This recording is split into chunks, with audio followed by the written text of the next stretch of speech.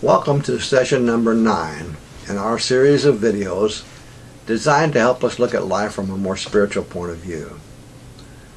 In looking at some of the institutions and other aspects of society, we'll begin this session talking about science, and then we'll speak some on philosophy. The field of science in our modern world has taken amazing steps forward in the last 50 years or so. The scientific advancements just in the fields of medicine and electronics are almost mind-boggling in their scope, and there does not seem to be any let-up in the foreseeable future.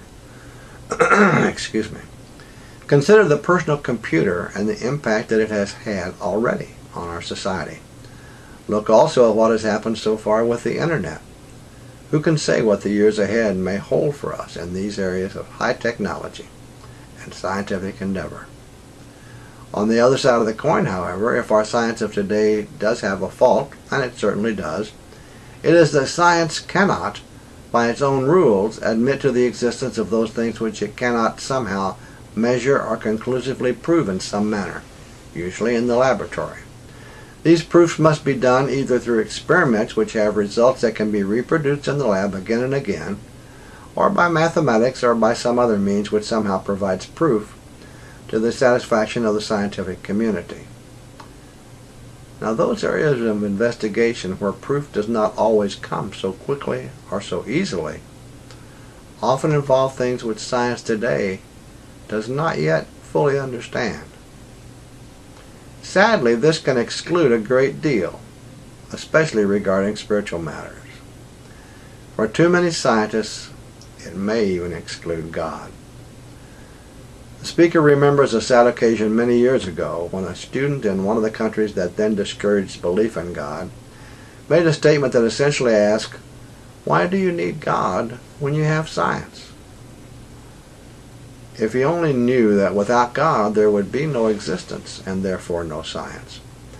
For a person to make a statement such as that student made, given the state of scientific knowledge at that time, and even still today, would be somewhat like someone in the 1800s stating that science at that time had discovered all worthwhile knowledge in existence and there was nothing of any significance left to discover. For those with greater understanding, that last statement is no more ridiculous than the statement made by the student about God. The more the science learns, the closer it will come to the realization that nothing can really exist without God, and that therefore all things are interrelated, even the precepts of religion and science, meaning those precepts, of course, that are based on valid premise. As science advances, researchers will eventually learn that science and manifestations of God and higher realms begin to look more and more like two sides of the same coin. Of course, medicine and electronics are not the only areas that have had almost miraculous growth in recent times. Our planet is changing and some would say shrinking very rapidly, as is demonstrated by another area where great progress has been made, and that's the onset of space travel. Many of us have been blessed to see these changes taking place within our own lifetime. How many of us who were around at that time did not watch the early manned rocket launchings, especially those which resulted in the moon landings, with wide eyes and bated breath? One particular aspect of manned spaceflight that is extremely interesting is the speed with which the astronauts circle the globe, indeed making our planet really seem to shrink and appear to be much smaller today from that perspective. More importantly, another associated development has also taken place that you may be fairly certain was not foreseen by the scientists. That particular development is a significant unexpected benefit to humankind, a serendipity some might call it.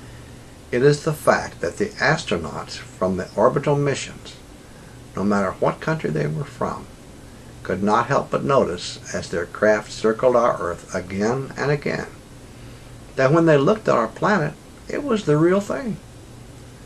They saw that our Earth is a single entity, one planet encompassing all its residents with no maps lines drawn all over it. There were no lines on our planet of maps to separate us. We, its people, do not have separating lines and boundaries drawn all over our home planet, just over our maps and our minds and our hearts. From the vantage point of the astronauts orbiting our planet, the lines and boundaries that separate us simply disappear. They don't exist. We, the people of this fragile home, must learn to erase those separating lines and boundaries from our minds and hearts, and like the astronauts, see our world as it really is, a single entity whereon billions of God's children abide. This phenomenon that has in recent years taken place involving the Earth's astronauts will continue to have an increasingly greater impact as the seeds of these concepts of oneness and unity take root and the ideas begin to grow in the minds and hearts of humankind. In the past, there may have been reasons, perhaps even needs, for such feelings as some that are still seen today. But the time is near when there will be a far greater need for a true sense of brotherhood and sisterhood among all those of humankind, a far greater sense of understanding and realization that in fact we are truly one. It is not being said here that one's heritage is unimportant. Our heritage is important, and it should have its rightful place in our lives, but it should not become a stumbling block that prevents us from experiencing a feeling of brotherhood or sisterhood with those who may have a different heritage. The principle is very similar to that which was taught in the Judeo-Christian Bible by the Apostle Paul in the first chapter of the first book of Corinthians, beginning at verse 12 and including the beginning of verse 13, which says, quote, "Now this I say, that every one of you saith, I am of Paul, and I of Apollos, and I of Cephas, and I of Christ. Is Christ divided?" End quote. Also in chapter 3 of the same book, 1 Corinthians verses 4 through 10, there's similar chastisement by Paul. Today, however, in addition to the fact that we're often divided by our religious beliefs, we're also saying, I am Italian, or I am American, or I am German, or Spanish, or whatever the country may be that we're from, as if one country or heritage should be held above another, when in fact the people of all nations are God's children in spirit, and each of us has been incarnated in a great many different countries in lives past, with each incarnation having something very important to contribute to the whole of the spirit of the person, just as each country and its people have something important to contribute to the whole of the planet today. Think about these concepts, and perhaps you begin to understand how truly important they are to all of humankind.